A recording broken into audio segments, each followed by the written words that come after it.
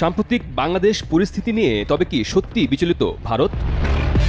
আওয়ামী লীগ সরকারের আমলে ভারতের সঙ্গে বাংলাদেশের সম্পর্ক বেশ মধুর। বহুবার এমন দাবি করে গেছেন সদ্য সাবেক হওয়া সরকারের অনেক মন্ত্রী। কেউ কেউ তো বলতেন ভারতের সাথে বাংলাদেশের সম্পর্ক স্বামী স্ত্রীর মতো। তবে দিন বদলে গেছে। নতুন বাংলাদেশে এখন নতুন সরকার, যার কিছুটা প্রভাবও পড়ছে দুই দেশের আত্মীয়তায়। সম্ভবত এ কারণেই বাংলাদেশ পরিস্থিতি নিয়ে বৈঠকে বসছে ভারতীয় নৌবাহিনী। 17 সেপ্টেম্বর থেকে দিল্লির নতুন নৌ সদর দপ্তরে 4 দিনব্যাপী অনুষ্ঠিত হবে ভারতের জন্য অতি জরুরি এই বৈঠক।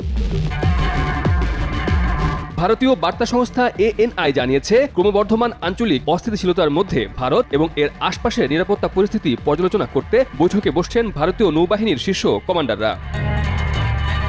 15 সেপ্টেম্বর ভারতীয় সংবাদ মাধ্যম NDTVর এক প্রতিবেদনে বলা হয়েছে, বাংলাদেশে শাসন ব্যবস্থার পরিবর্তন এবং সেখানে চরম ও কট্টরপন্থী গোষ্ঠীর ক্রমবর্ধমান প্রভাব নতুন উদ্বেগ সৃষ্টি করেছে, যা বৈঠকে আলোচনার জন্য উঠে আসবে বলে ধারণা করা হচ্ছে। আরেকটি প্রধান উদ্বেগের বিষয় হল চীনের ক্রমবর্ধমান তৎপরতা এবং পাকিস্তানকে তাদের সামরিক সহায়তা। সম্প্রতি ভারতের সশস্ত্র বাহিনীর কমান্ডারদের বাংলাদেশের বর্তমান পরিস্থিতি বিশ্লেষণ করতে এবং অপ্রত্যাশিত কোনো কিছুর মোকাবিলার জন্য প্রস্তুত থাকতে আহ্বান জানান দেশটির প্রতিরক্ষা মন্ত্রী রাজনাথ সিং। তার এমন আহ্বানের কয়েকদিনের মধ্যেই ভারতীয় নৌ কমান্ডারদের বৈঠকের ঘোষণা এলো।